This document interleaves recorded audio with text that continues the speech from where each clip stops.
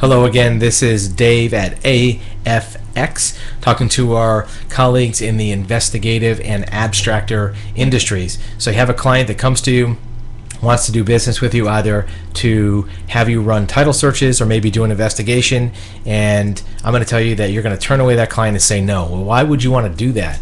Well, if the needs of that client, based on what their scope of the search or investigation is and what their budget or the price that they need don't match up, you should just say no. Don't bend over backwards to lock yourself in to an agreement where you can't provide the search results, investigative results, put in the efforts that you know that client needs for the dollar amount that they're saying that they need to have the price locked in at. And here's the reason.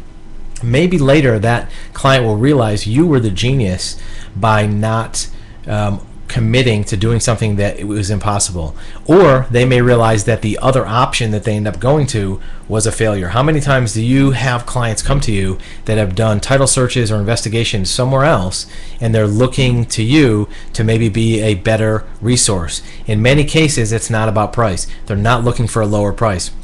They might ask you for a lower price, but in most cases it's because the other vendor has not serviced the account properly. They're not giving them the records they want, the proper customer service they want, and they're looking for somebody who can do it the right way. It's usually not about price.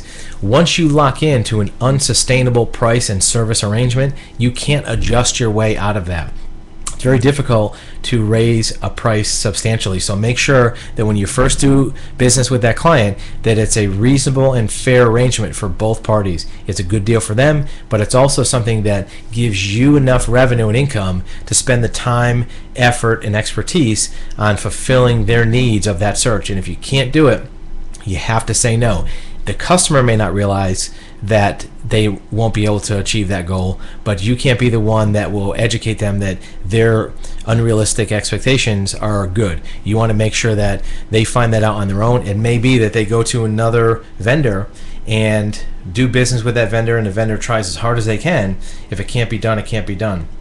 Reducing standards is also not a good way to deal with that. If the customer's asking for a certain type of investigation, a certain type of search at a certain price, reducing the standards to meet that price probably is not a good way to go, because you won't be holding yourself out as the highest and best professional for that type of service.